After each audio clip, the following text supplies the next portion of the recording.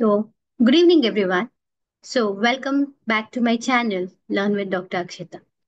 Today, we are here as a part of World Antimicrobial Awareness Week, which is celebrated from November 18 to 24th of every year to increase awareness about the increasing resistance and increasing antimicrobial resistance. So today I'm here to bust the various antibiotic myths. So this is in continuation with my previous busting the myths series. So I have made an elaborate list of the various antibiotic myths, which not only the public carry in their mind, but especially the doctors and other healthcare professionals. So without any further ado, let's begin with today's session.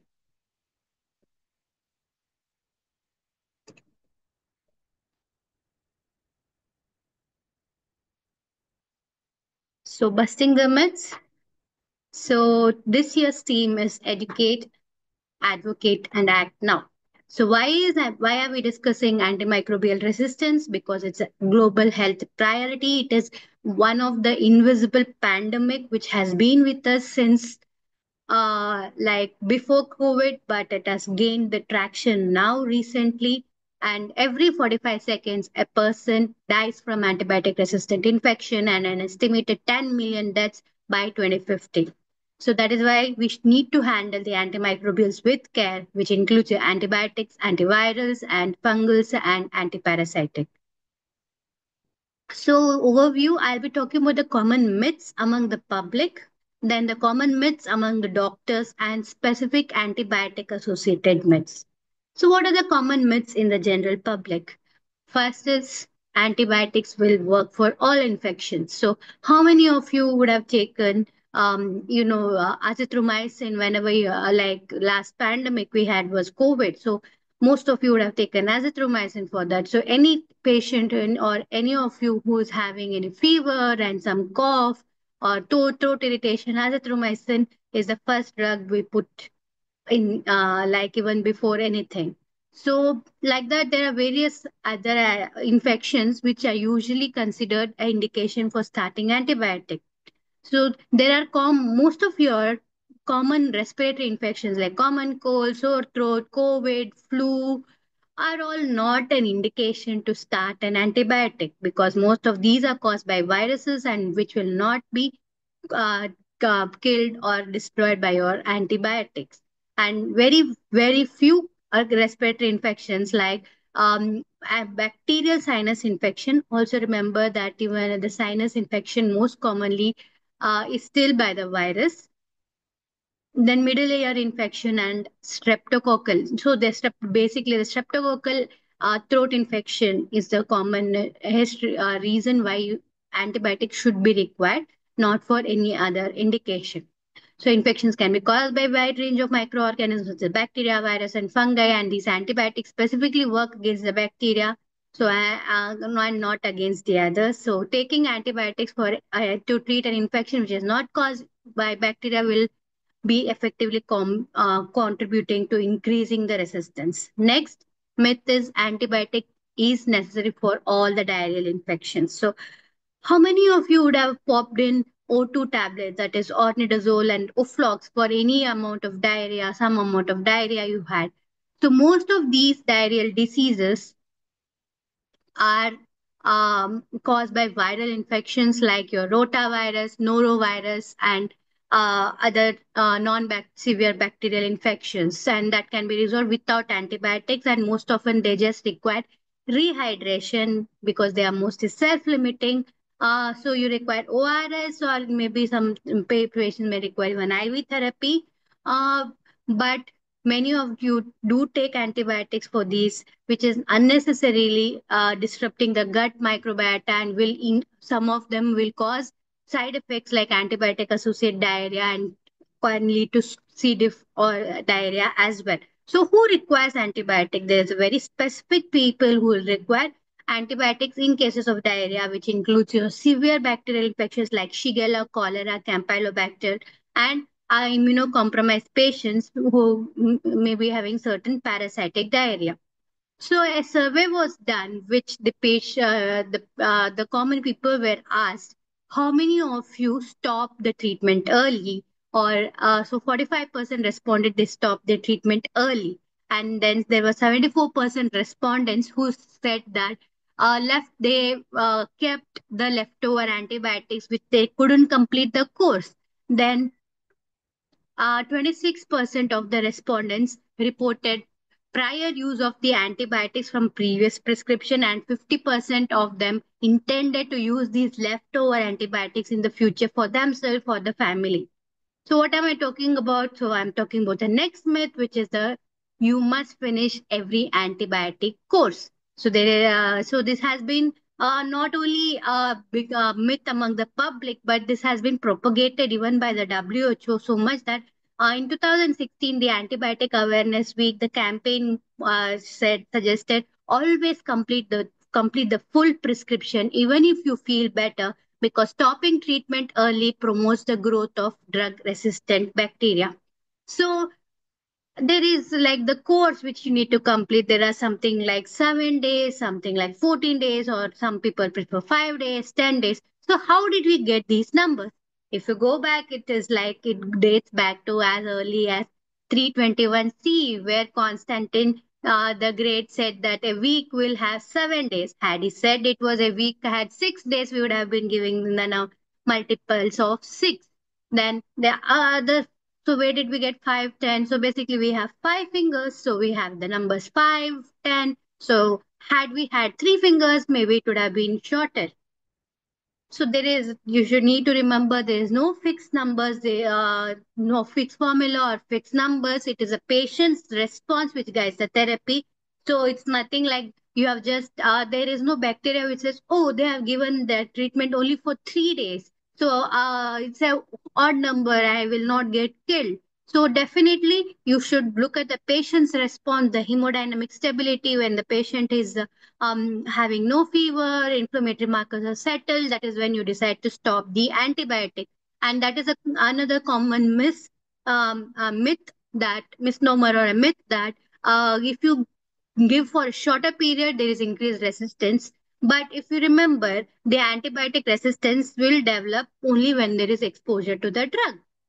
Next, antibiotics are harmless. In fact, so there are various drugs which a patient can take. So most of them know that uh, uh, um, the antihypertensives which they take will have some side effect. Anti-diabetic OHs which they take will have some side effect. So and also more like without any consultation of if you're suffering from cancer, if without any consultation with your oncologist or your doctor, you're not going to take anti-cancer drugs, right?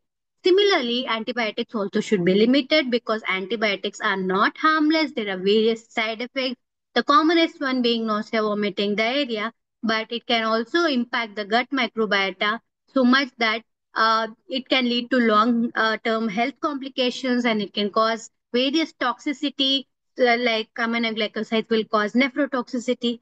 Some of the antibiotics can as well cause hypersensitivity reaction. Next myth is I have not been exposed to the antibiotics, so I am not at a risk of developing an infection that is resistant to them. So again, this is a myth that even if the patient has never taken the antibiotics, it is still possible for them to contact the infection. How? So they may be in contact with the patient's surroundings. So if you are not performing your hand hygiene, so you can always transmit these bacteria from a unhealthy person to a healthy person. So that is how they can contact the infection, or through the hands of the healthcare worker who is handling both the common like patients who are suffering from resistant infection and those who are healthy. Next, also you should need to remember that approximately 10% of the individual can carry bacterial resistant to the antibiotics. And also remember that a person will never get resistant to the drug. It is the bug or the organism which becomes resistant to the drug. Next, common myths amongst the doctors. So, first and foremost, again, this myth can be in the public as but more in the heads of the doctors. That is, antibiotics alone can cure infections. So, it is a commonest misnomer amongst the doctors that Okay, a person is having an infection, you may have given antibiotics and that's it. So usage of an antibiotic to treat infection without addressing the factors which is promoting the ongoing infection is not curative. So first and foremost, the principle is source control, and source control. So if there is an abscess, you need to drain it. If there is a central line which is causing uh, CRBSI, you need to remove the central line. Next, optimization of the patient, like the patients may have chronic disease like diabetes. If the patient is not the sugars are not controlled, the patient the immunity is not going to take care. So what we are doing by giving the antibiotic is promoting or aiding your immune power or immunity to fight against the infections. Just the antibiotic is not going to help clearing the infection. And also look for the hidden enemy. So you may be treating thinking it's a bacterial infection. There can be a viral or fungal infection, like in critical, especially in the ICUs, there can be many patients may be having underlying invasive aspergillosis or candidiasis, which may not be recognized. Or maybe patient is suffering from influenza, as simple as influenza, but getting a lot of antibiotics, but not treating for your influenza. Next, as I mentioned, any orthopedic hard drive, vascular grafts, or catheter, all will cause infections and difficult to treat. You need to remove the biofilm or remove the source so that the antibiotic can take care of the rest. Next myth is broader is better. The newest mantra is shorter is better. So why? Why? So most of the patients will be on the broad spectrum antibiotics like carbapenem, piptaz. So does broad spectrum equal to best action? Definitely no.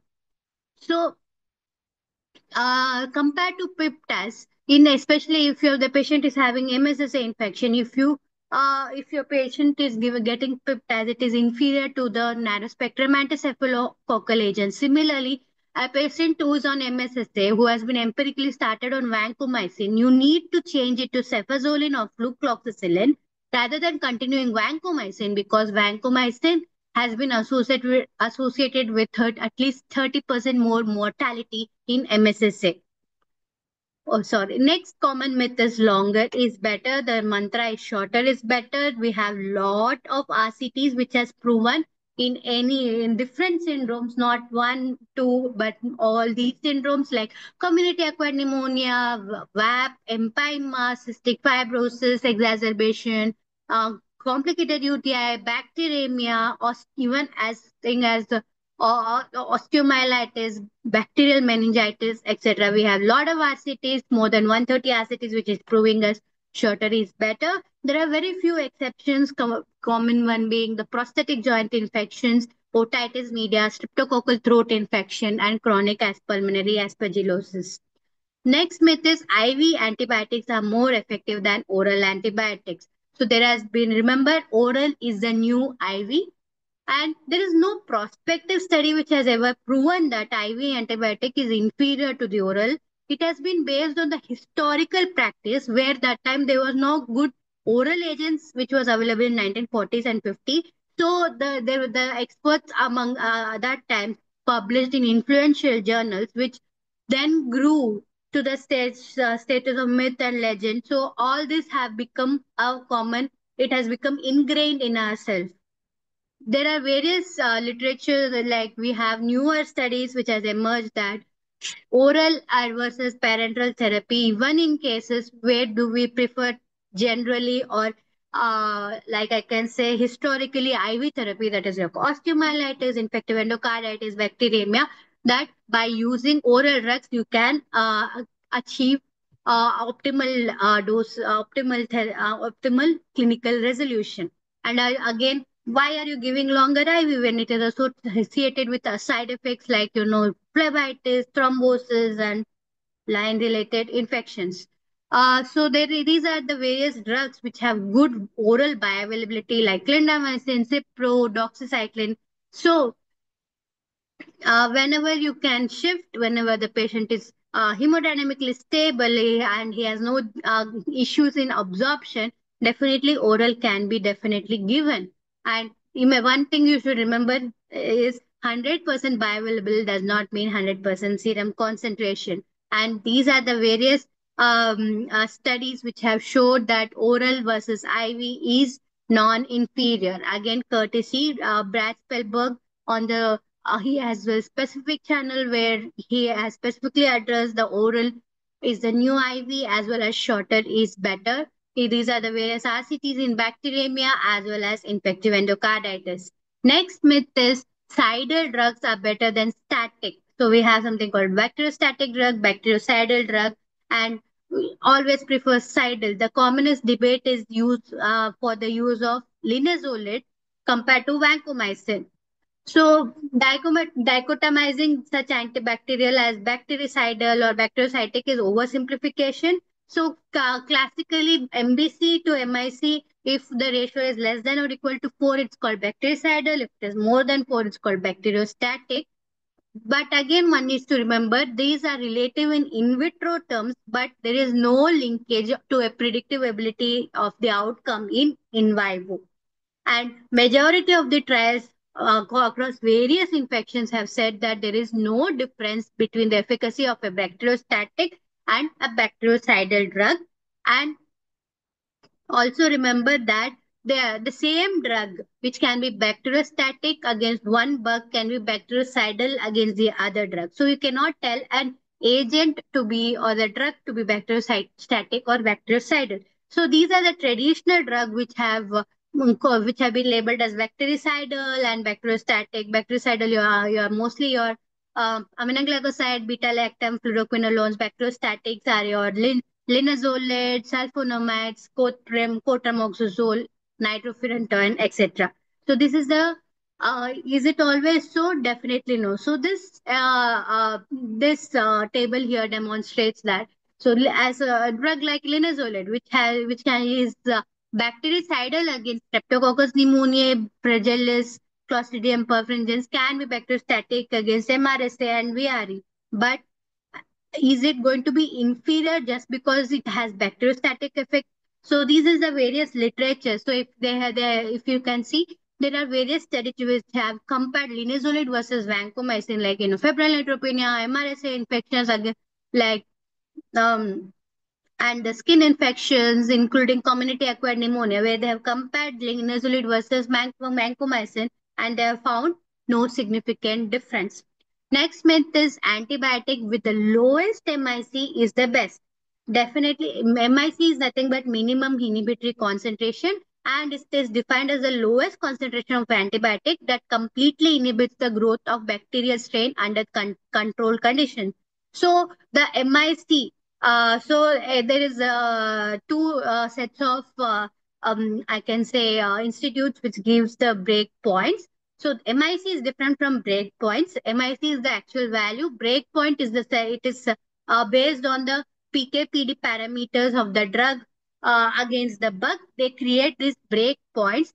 These break points are nothing but the like values like 2, 4. So if it is less than 2, it will be sensitive. More than 4, it will be resistant. So that is the break point. And this break point is specific for a drug and a bug. So meropenem can have zero point 0.5 MIC for, can take, for example, E. coli, but it can have the same MIC of 2 for, for Klebsiella, sorry, non Klebsiella, Pseudomonas, but it can be sensitive in both. So your MIC does not correlate with that of your um, activity. So you need to look at the first is the interpretive criteria, whether sensitive, intermediate, or resistant. And by itself, MIC cannot be used to compare the efficacy of the antibacterial. Next myth is penicillin allergy labels are not a big deal. So penicillin allergy should be taken seriously, but there is a fair chance that it's not a true allergy. Most of the institutes label penicillin allergy based on the skin test, like they inject a small quantity of the drug, and many of them are mislabeled as they are having penicillin allergy, and they will not be given any of the beta-lactam agent. So what we have this PenFast algorithm.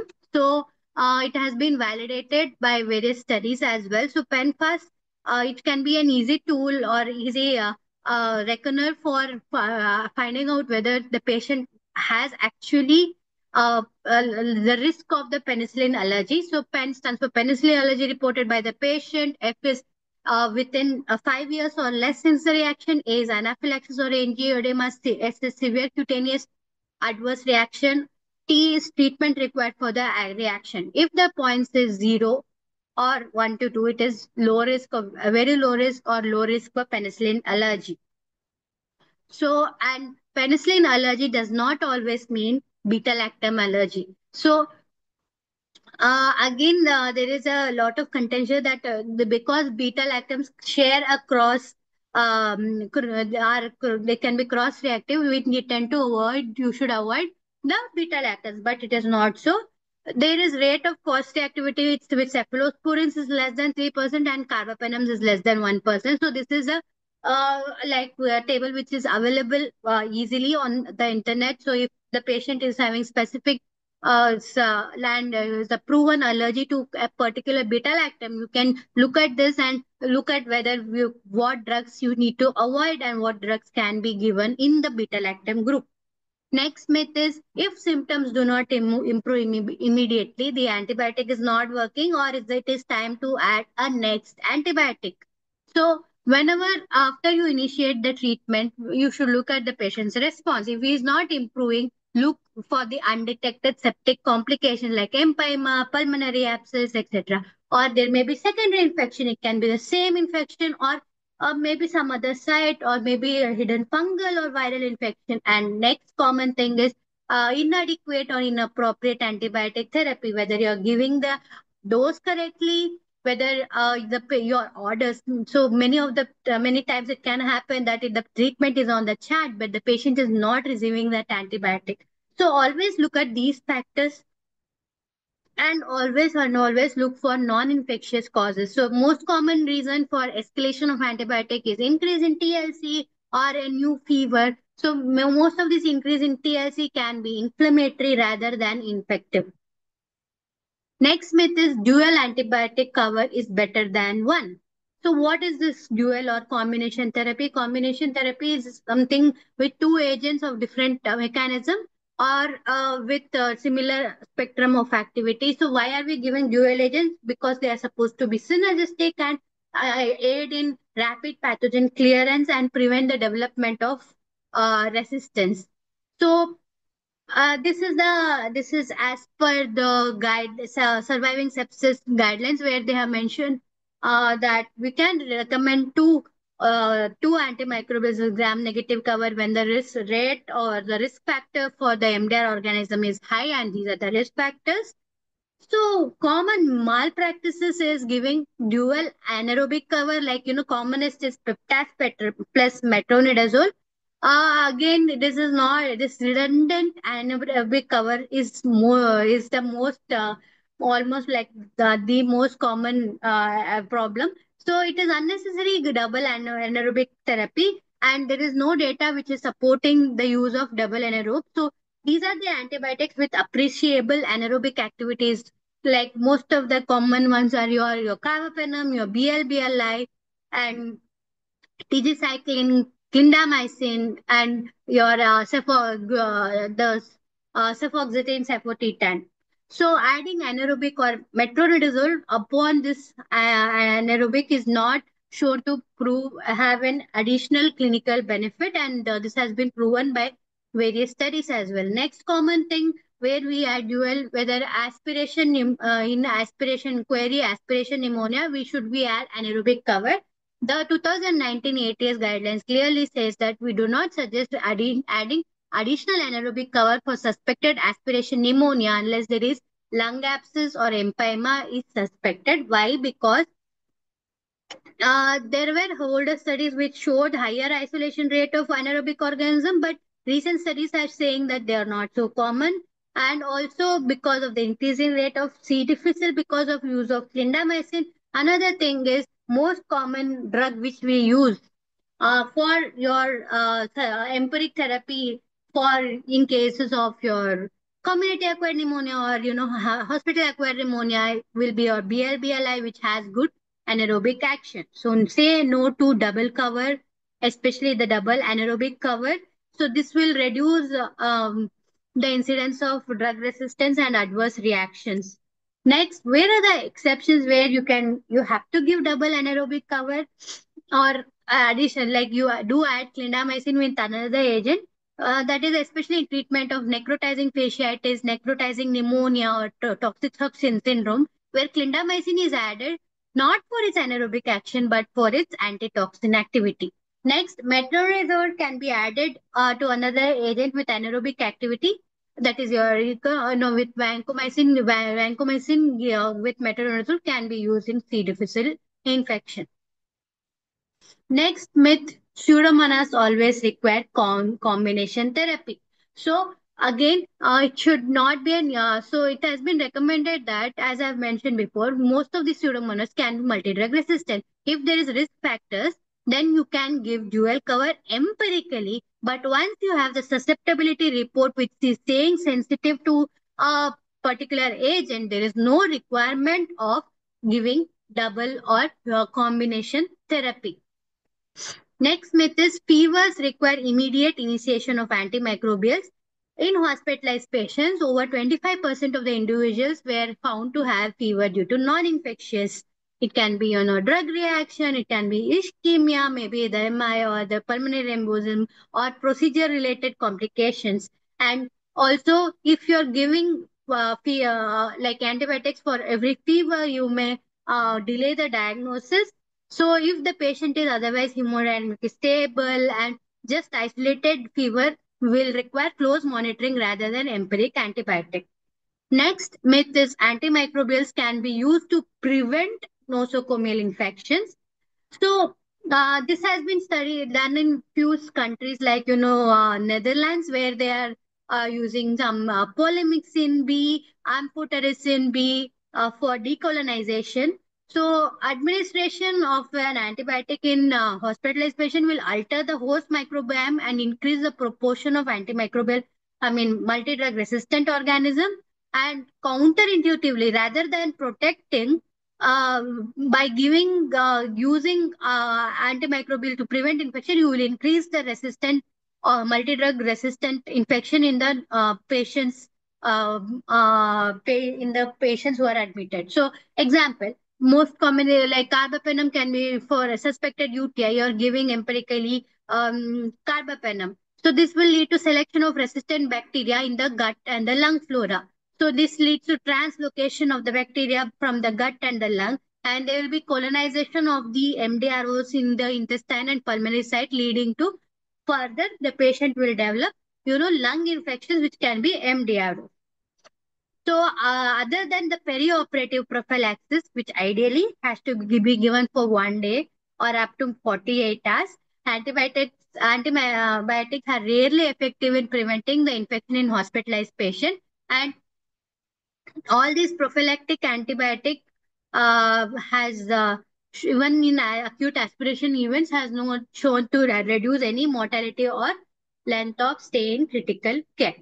Next myth is the risk of antimicrobial usage. The risk of a resistance are limited to patients who are receiving them. Definitely no. Antibiotic use in one patient increases the risk of specific infection in patients in the nearby hospital beds. And even if they are not an antibiotics, as I mentioned, through the healthcare workers, it can be transmitted because if they are not doing the hand hygiene. Also, because they can colonize the not only the healthcare workers' hand, it can colonize the medical equipments or surface. So there can be one of the example is widespread use of antibiotics such as vancomycin has increased led to increased emergence and transmission of VRE. So this is how. So if the patient who is given antibiotic, there will be selecting out of the resistant infection, which then the patient gets colonized with the resistant infection, and from the patient it can be transmitted via the either the surroundings or to the through the healthcare workers' hand. Next myth, only infected patients can transmit antimicrobial resistance. It can, as I've again and again mentioned, it's not only the patients who are affected who can transmit. Healthy patients can, or healthy people also can transmit. Um, Next myth is newer antimicrobials are better. Common thing is, yes, ceftazidime avibactam is a rampant for everything.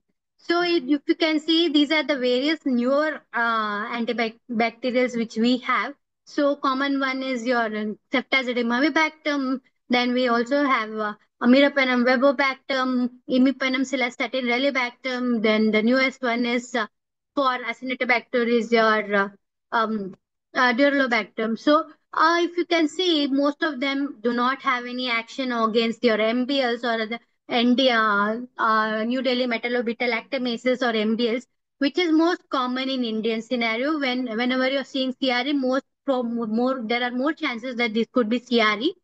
So, definitely it may not have an action. Also, even if you see amongst the oxa, there are very few antibiotics which are acting on the oxas as well, where avibactam has some action.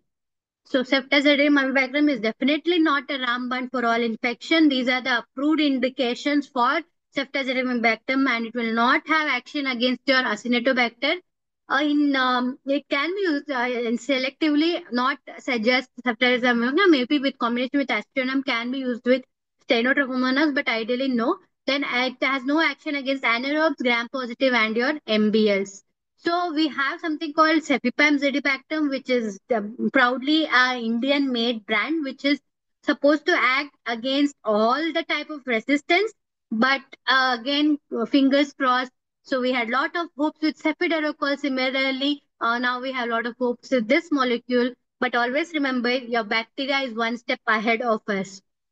So for the MBLs, you can use combination of ceftazidime avibactam with aztreonam, which is administered simultaneously, not separately. It is Y-side compatible and it should be prolonged infusion.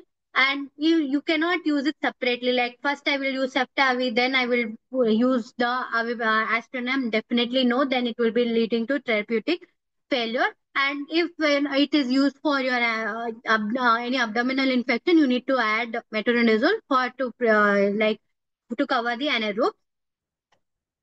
And but again, as I mentioned, the bacteria is always one step ahead of us. We have seen E. coli, especially we have something called the PBP3 inserts, which is making this even this combination of Septa, Avi, and Astronam not compatible.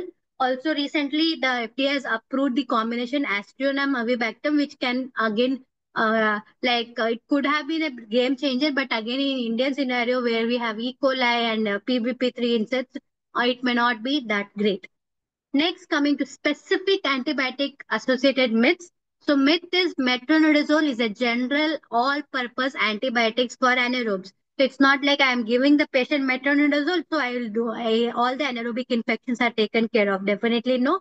Metronidazole also is the organisms which are intrinsically resistant to metronidazole is your actinomyces, your Peprostreptococcus, microaerophilic streptococci. Also, this is the recent article from which is looking at the susceptibility or of the anaerobes against metronidazole.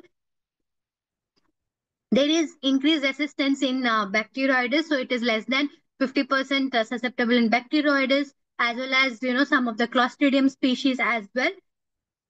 So the overall susceptibility again has much reduced significantly. So and also you need to remember most of the places even anaerobes are not even like culture reported. The species are not reported. Forget about the susceptibility. So when we know when we for the other organism aerobic organism like enterobacterials we have so much testing and yet some like we are having so much resistance anaerobes which are not tested and which we don't know. So we may not be knowing the full clinical picture. Next myth is use of carbapenem in all the ESBLs. Again, this myth has been okay. I would not say it is entirely a myth, but it's not. It has been propagated by the Merino trial we had, which had certain limitations. Again, that is a big. We had a nice debate on that. You can see it, one of the controversies in ID. We had discussed this.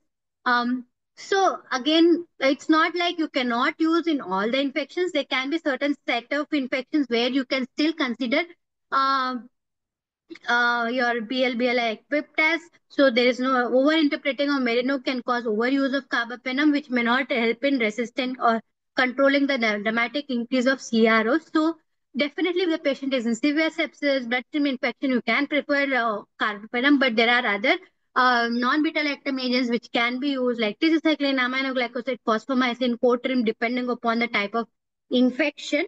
And even in urinary tract infection, you can use peptides because it has attains very good high levels. Again, merino also there were certain drawbacks because many of the susceptibility of peptides was not reported, and many there was many resistant strains, and also it was not pure ESPL. Many there was oxa one which were there, so which was rendering it is in resistant to your BLIs like your peptides. Next myth is tetracycline should not be used in children under any circumstance. So definitely tetracycline. Previously, there was some. I mean, it was reported that there is in maternal toxicity and bone growth inhibition, tooth discoloration in children less than 8. But you should remember, doxycycline has a structural advantage that it is improved antibacterial, reduce calcium binding, and reduce adverse effect when compared to the tetracycline. And doxycycline is one of the recommended drugs for your rickettsial infection, which has a very high mortality rate. So that is why the FDA has recently updated the AAP that has recently updated the guidelines saying that it endorses short courses less than 21 days for serious infection due to minimal risk of dental staining, and also pregnancy also the therapeutic doses are likely to pose minimal teratogenic risk, and hence it can be recommended on the patient to patient basis based on the risk benefit ratio. Next myth is cefazolin should be avoided for CNS infections. So the second generation cephalosporins are supposed to not have good CNS penetration. That is why it should be avoided. So the drug of choice was said to be nafcillin, which can be used for MSSA. So this was based on the older study by 1973, which showed that there was breakthrough meningitis cases when they used cephalosporin, which was linked to poor blood-brain barrier penetration. So early data has shown that it was there was undetectable CSF concentration of giving 1 gram of cefazolin. So definitely, if you are dosing it low, there can be the CSF concentrations may not be reached. But there are multiple other studies which has been done by recently, which showed that giving adequate dose like 2 gram IV Q6 hourly, Q6 to 8 hourly can or 8 to 10 gram daily can attain good therapeutic levels. So overall, cefazolin administered at higher dose may be considered as an option for CNS infections with appropriate susceptibility. Next myth is linezolid must be avoided in all patients receiving SSRI. So this is due to the Mao reaction because it's a linezolid is a non-selective inhibitor of MAO oxidase, which can reduce the breakdown of serotonin, and that is why it was recommended. But if you see, the risk is quite low when compared to the other drugs. So the fact is, you can it is exceedingly rare, and when it is even when it is combined, so it can be definitely used for, especially if it is beneficial for the patient. Next myth is linezolid dosing regimens do not require renal adjustment. So the package insert says that you can give continue 600 mg BD even if the patient is having renal dysfunction. So, but there was a study which showed that higher risk of so basically the side effect of linezolid which we expect is thrombocytopenia, and this was more prominent when the patient had renal dysfunction. So that is why the recommendation is reduce the dose to 300 mg BD whenever the patient is having a EGFR of less than 60 ml per minute per meter, 1.73 meter square. Next myth is rifampicin and gentamicin are essential for Staphylococcus prosthetic valve endocarditis. So this myth has been broken not only for staph, it has been even for your streptococcus. So there has been RCT which has showed that there was no improved benefit of when gentamicin was added to prosthetic valve endocarditis. But in fact, it was associated with more complications like, acute renal injury. So the recent guidelines they have um, wow, the recommendation for this again comes from previous study, which was small and purely observational, and where there was only very small population which had the endocarditis. Next myth, which I love to burst, is I would like to reiterate here, which I've already discussed prior, is parapenem is an oral carbapenem. No, parapenem is not a oral carbapenem. It's a drug under penem, and this has been poorly studied drug. And it is structurally hybrid between penicillin, cephalosporin, and carbapenem, and it has been only DCGI approved, and because it was DCGI approved and it has been marketed so much that it's an oral carbapenem, that it had the usage had already increased to 150% between 2014, but I think now it may be as high as 300 to 500%. Recently I had a case where they had been treating infective endocarditis with parapenem and linezolid. So, and again, you need to remember that there are two formulations, parapenem medoxamil, which has 90% oral bioavailability, whereas what we have in India is parapenem sodium, which has much, much lower bioavailability. So, what are the concerns is inappropriate use, because they are using left and right, thinking it's a oral carbapenem, and lack of the site. So, most of these pharma company will advertise or come to the clinician and say that it is oral carbapenem, and that's why there is risk of development of cross resistance, because and that there is no break point defined, so we don't know whether we cannot track whether resistance is developing. And again, as I mentioned, it is a parapenem sodium which is poorly absorbed and have low bioavailability, and FDA has rejected the use of parapenem due to lack of studies. Next, use of aminoglycosides in abscesses. Aminoglycosides, again, they are potent broad spectrum antibiotics. As we are, mechanism of action is inhibition of protein synthesis. It has a oral positive charge which contributes to the antimicrobial activity as well as toxicity. So the antibacterial activity is enhanced in alkaline pH and reduced in acidic pH. So because basically it requires aerobic metabolism to exert this antimicrobial action. It is intrinsically resistant to all your anaerobes. So as I mentioned, it has low activity in low pH.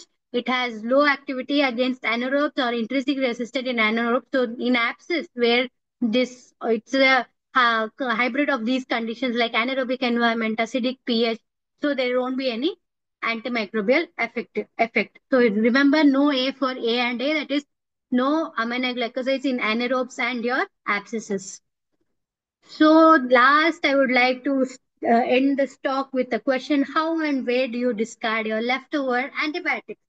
So do you discard? Obviously, first of all, we do have the loads of antibiotics. There are many things which go beyond expiry. Ideally, you have to go to the healthcare setting where you have to discard the leftover antibiotics. Some therapeutic drugs should be returned back to the manufacturer. Others it can be discarded in the yellow bin. So that's it for today. Thank you. So I hope all of you are I can see there are many people who are celebrating this wow, very nicely and this one. But again, I think one we need to remember is this is all about the about these but five these 1 week. Antimicrobial resistance should not be just thought about or thought spread educated about in this 1 week. We need to remember and act against it every day. So thank you. Bye.